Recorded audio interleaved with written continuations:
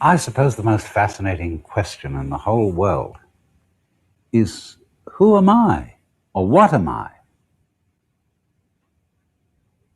Because, as I've suggested in several of the previous talks, the seer, the knower, the one whom you are is the most inaccessible of all experiences, completely mysterious and hidden. And yet, we talk about our egos. We use the word I. And I've always been tremendously interested in what people mean by the word I, because it comes out in curious lapses of speech, like we don't say, I am a body. We say, I have a body. And somehow we don't seem to identify ourselves with all of ourselves. We say sort of my feet, my hands, my teeth, as if they were something somehow outside me. And as far as I can make out, most people feel that they are something or other about halfway between the ears and a little way behind the eyes, inside the head, and from this center, the rest of them sort of dangles. And that governing principle in there is what you call the ego. And that's me. And I just can't get rid of the idea that that's a hallucination. That's not what you are at all. And it's a very dangerous hallucination, because it gives you the idea that you are a center of consciousness, of energy, and responsibility that stands over against and in opposition to everything else. You're a chauffeur inside your own body, as if your body were an automobile, and you are the chauffeur principle inside it. But you feel caught in a trap because your body is kind of a mess. It gets sick, tired, hurts, and eventually wears out and dies. And you feel caught in the thing because you feel different from it. And you feel the world outside your body, furthermore, is an awful trap. It's full of stupid people who are sometimes nice to you, but mostly aren't, because they're all out for themselves like you are. And therefore, there's one hell of a conflict going on. And the rest of it, aside from people, is absolutely dumb. Animals, plants, mere vegetables, rocks, and finally behind the whole thing, blazing centers of radioactivity called stars. And out there, where there's no air, there's no place for a person to live. And so we have come to feel ourselves as centers of very, very tender, sensitive, vulnerable consciousness, confronted with a world that doesn't give a damn about us. And that therefore we have to pick a fight with this external world and beat it into submission to our wills. And so we talk about the conquest of nature. We conquer everything. We talk about the conquest of mountains like Everest, the conquest of space, the conquest of cancer, etc., etc. We're at war because inside we feel ourselves to be these lonely ego principles trapped in, somehow inextricably bound up with a world that doesn't go our way, unless somehow we can manage to force it to do so. Well, now, as I have said, I feel that this sensation of ourselves as an ego is a hallucination. And I feel, let me say, as against this completely false conception of ourselves as an ego inside a bag of skins, that what we really are is, first of all, We are the whole of our body. Beyond that, however, the body, although it is bounded by a skin, and I can say differentiate in a way between my outside and my inside, although is this part here outside or inside? And it gets a little tricky there, doesn't it? But my body cannot exist except in a certain kind of natural environment. Obviously, it requires air, and that air must be at a certain temperature. It requires nutrition. It requires, therefore, that it be on a certain kind of planet, near a certain kind of warm star, spinning regularly around it in a harmonious and rhythmical way, so that life can go on. And all that arrangement is just as essential to the existence of my body as its own internal organs, as, say, my heart, my brain, my lungs, and so forth. So there really is no way of separating myself as a physical body from the natural environment in which I live. Now, that means that I, as a body, go with my natural environment in the same way exactly, say, that bees go with flowers. Bees look very different from flowers. The flower grows out of the ground, colors and perfumes the air. The bee is independent and buzzes around and flies. But where there are no bees, there are no flowers, and where there are no flowers, there are no bees. They go together. And in that sense, they make up a single system. Substitute for the word system, the word organism. A single life form, a single individual, bees and flowers, however different they look. Now, naturally, my feet look very different from my head. Of course, the strings joining them. And therefore, we say, well, it's all one, obviously. But yet they are very different, but they're both me. And the feet and the head, though different, are like the bees and the flowers. They go with each other. So, therefore, if I'm to define myself in a scientific way, I will find that if I am to make a clear description of my body, my organism, my behavior, and say what it's doing, I find that I cannot describe what my body is doing unless I also describe the surroundings, the environment in which it is doing it. In other words, it would be meaningless to describe myself as walking if I didn't describe the ground. Because if I didn't describe the ground, my description of walking would simply be of a person swinging his legs like this in the middle of empty space. That wouldn't be walking.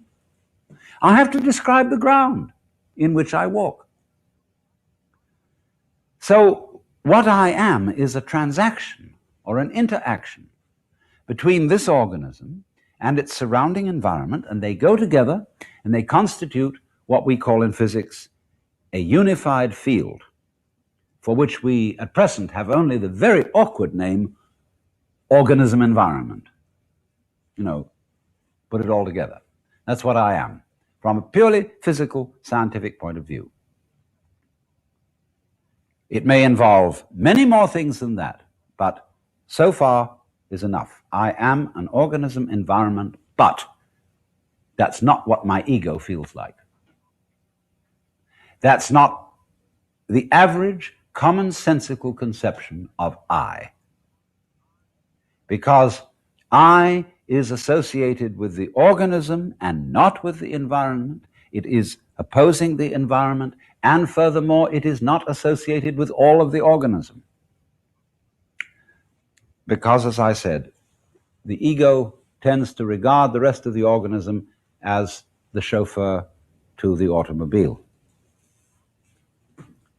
Well, how do we get this false sensation of being an ego? Well, it seems to me that it's made up of two things. And the first thing we have to understand, which I have explained before in a previous talk, but it's worth going over it again, is that in the course of civilization, we make a confusion between our ideas and words and symbols about the world and the world itself. You know, the general semantics people founded by Dr. Korzybski, they have a little song. Oh, the word is not the thing, the word is not the thing. Hi-ho, the dairy-o, the word is not the thing, because obviously you can't get wet in the sound water. So, the image, the idea, the symbol, the word is not the reality. So the ego, what we feel as I, consists of two elements. Number one is our image or idea of ourselves. This is made up mostly of things that other people have told us about ourselves, or by looking at ourselves in a mirror, or by listening to ourselves played back on a tape recorder or television, and we get an image of ourselves. When I was a little boy, I remember I had a friend up the street called Peter, and I admired Peter very much. Sometimes I came home and I imitated Peter's behavior. And my mother said to me, Alan, that's not you, that's Peter. Because you see, she was giving me an image of myself. And when I did anything terrible, she said, Alan, it's just not like you to do that. See, she was busy building in me an image, an idea of the kind of act I was supposed to put on, the kind of person I was supposed to be. And you know the word person comes from the Latin persona, which means that through which per, sonum, the sound goes. And it referred originally to the mask worn by actors in classical drama, because those masks had megaphonic mouths, so that in the open-air theater they would project the sound. So the persona, the person, is the mask, is the role you're playing. And all your friends and relations and parents and teachers are busy telling you who you are, what your role in life is. And you know there are a certain number of acceptable roles you can play.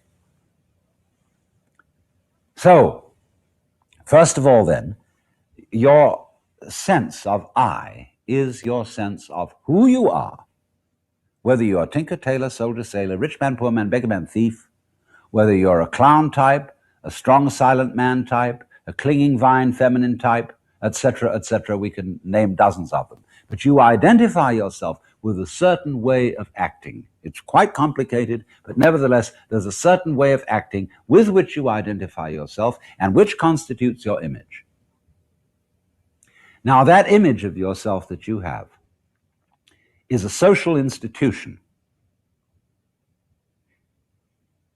In the same way, for example, as it is a social institution to divide the day into 24 hours, or to divide the foot into 12 inches, or to draw lines of latitude and longitude, which are purely imaginary, over the surface of the earth. It's very useful to do that, because by means of that we navigate. But there are no lines of latitude and longitude over the earth. They are imaginary. You cannot, for example, use the equator to tie up a package, because it's an abstract, imaginary line. And so in just the same way, your image of yourself as ego is an imaginary concept that is not this organism, and is furthermore not this organism in its inseparable relationship to its whole physical and natural environment. So therefore, the image of yourself that you have is simply a caricature. Just when we make a caricature, say of Adolf Hitler, and we pull down the hair and put a comb instead of a mustache, we just associate Adolf Hitler's image with the shock of hair and the toothbrush mustache. So in the same way, our image of ourselves is a caricature of ourselves because it does not include almost all the important things about ourselves. It does not include all the goings-on inside the physical organism. Oh, we get belly rumbles, and occasionally we're aware of that. Occasionally we're aware of our breathing. Occasionally we're aware of it hurts somewhere. But for the most part, we are totally unconscious of everything going on inside us. We're unconscious of our brains and how they work. We are unconscious of our relationships to the external world. Many of our relationships to other people are completely unconscious. I mean, we depend, say, on telephone operators, electricians supplying our electricity, on all kinds of services that we never even think about. We don't think about air pressure. We don't think about the chemical constitution of the air we breathe. We don't think about cosmic rays, gamma rays, X-rays, the output of the sun. All these things are absolutely essential to our life, but they are not included in the ego image. So the ego image is very incomplete. In fact, it's an illusion. But we say, now, look, it can't be that way. Because I feel I. I mean, it's not just an image of myself I have. I have a solid feeling behind the word I. When I think I feel there's something there. So I feel, don't I, that behind this image, this symbol of myself, there is what we would call a concrete referent. There is a feeling, a solid sensation to which it refers. Now, what is that? Interesting question, because the first thing, if your brain is your ego, you have very little in the way of direct sensation of your brain.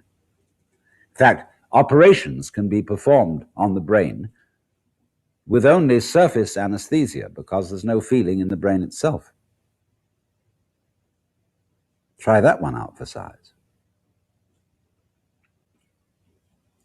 You don't feel all these interior operations. They, therefore, cannot be the sensation of ego. When your eyes are functioning well, you don't see your eyes. If your eyes are imperfect, you see spots in front of them. That means there's some lesions in the retina or wherever it may be. And because your eyes aren't working properly, you feel them. So in the same way, you don't hear your ears. If you have singing in your ears, it means there's something wrong with your ears. So therefore, if you do feel yourself, there must be something wrong with you. And whatever you have the sensation of I is like spots in front of the eyes. It means something's wrong with your functioning. That's why you feel you're there. Why you feel you as being different from and somehow cut off from all that you really are, which is everything you're experiencing. The real you is the totality of everything you're aware of and a great deal more besides. But what is this thing that we feel in ourselves when we say, that is the concrete material me? Well, I'll tell you what it is. When you were a little child in school, you remember you were picking your nose and looking out of the window or flicking spitballs at something. Suddenly the teacher rapped the desk and said, "Pay attention!" Wowee. Now, how did you do that? Well, you stared at the teacher and you put a frown on your face because that's how it looks like to pay attention. And when the teacher sees all the pupils in the class staring at her or him and frowning, then the teacher is consoled and feels that the class is paying attention. This class is doing nothing of the kind. The class is pretending to pay attention. All right, so you're reading a book. There's some difficult book you have to read because it's required. And you're bored to death with it. And you think, well, I really have got to concentrate on this book. And so you sort of glare at it. And you try to force your mind to follow its argument. And then you discover you're not really reading the book. You're thinking about how you ought to read it. What do you do if I say to you, now look, take a hard look at me. Would you please take a hard look at me? See, take a real hard look. Now, what are you doing? What's the difference between a hard look and a soft look? Why? With your hard look, you are straining muscles around your eyes. And you're starting to stare. Now, if you stare at a distant image, like a clock far away from you, you make the image fuzzy. If you want to see the clock clearly, you must close your eyes, imagine black for a while, and then lazily and easily open them, and you'll see the image. The light will come to you. And what do you do if I say, now listen carefully, listen very carefully to what I'm saying? You'll find you're beginning to strain yourself around your ears. Golly, I remember in school, I had a boy who couldn't read sat next to me. And he wanted to convince the teacher that he really was trying to read. So he would say, run, spot, run. No, and he was using all his muscles. Well, what have they got to do with reading? What is straining your muscles here to hear, straining your muscles here to see? What has that got to do with seeing? Nothing. All right, supposing somebody says, okay, now, you've got to use your will. Got to exercise strong will. That's the ego, isn't it? What do you do when you exercise your will? Or they say, grit your teeth, clench your fists.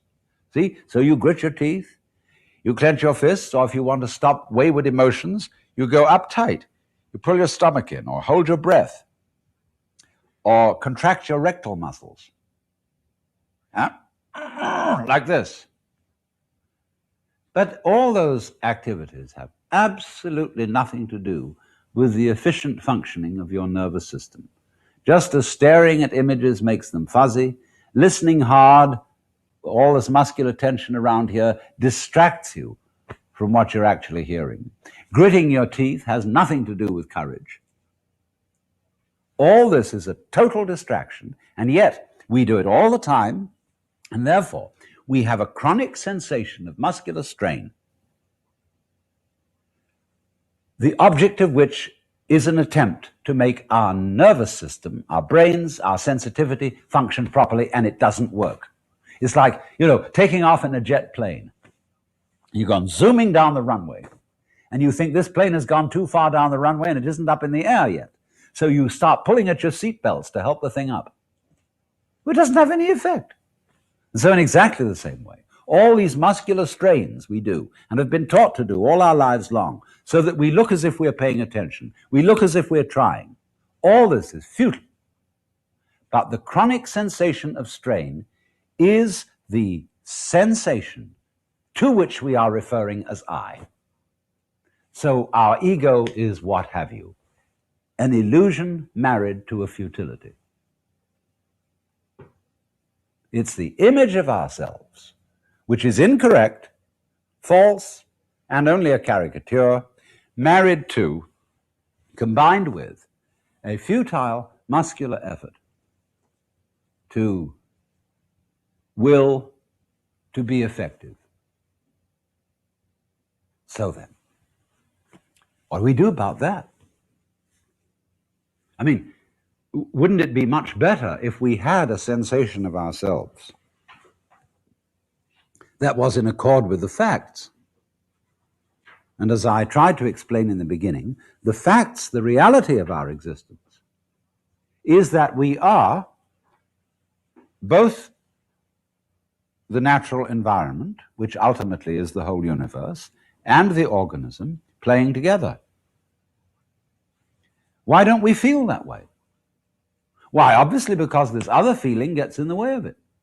This socially induced feeling, which comes about as the result of a kind of hypnotism exercised upon us throughout the whole educational process, has given us a hallucinatory feeling of who we are, and therefore we act like madmen. We don't respect our environment, we destroy it, but exploiting and destroying your environment, polluting the water and the air and everything, is just like destroying your own body. The environment is your body. But we act in this crazy way because we've got a crazy conception of who we are. We are raving mad. Well, you say to me then, all right, how do I get rid of it? My answer to that is that's the wrong question. How does what get rid of it? You can't get rid of your hallucination of being an ego by an activity of the ego. Sorry, but it can't be done. You can't lift yourself up by your own bootstraps.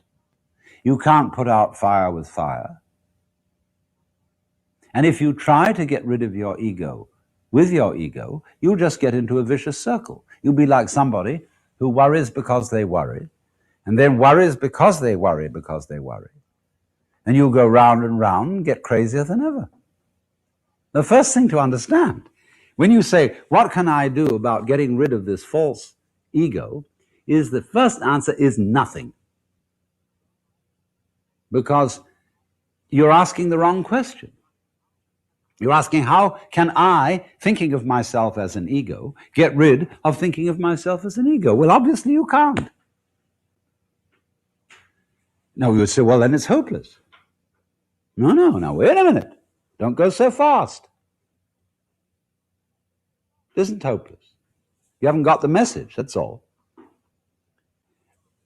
If you find out that your ego feeling, your will, and all that jazz, cannot get rid of that hallucination, you found out something very important. Because in finding out that you can't do anything about it, what you have found out is that you don't exist. That is to say, you as ego, you don't exist. So obviously you can't do anything about it.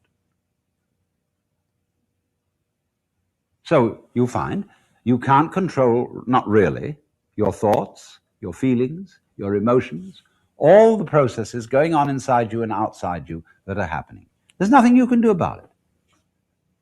So then what follows?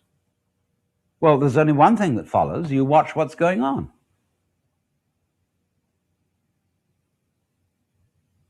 You see, feel this whole thing happening, and then suddenly you find, to your amazement, that you can perfectly well get up, walk over to the table, pick up a glass of milk and drink it. There's nothing standing in your way for doing that. You can still act, you can still move, you can still go on in a rational way, but you suddenly discovered that you're not what you thought you were.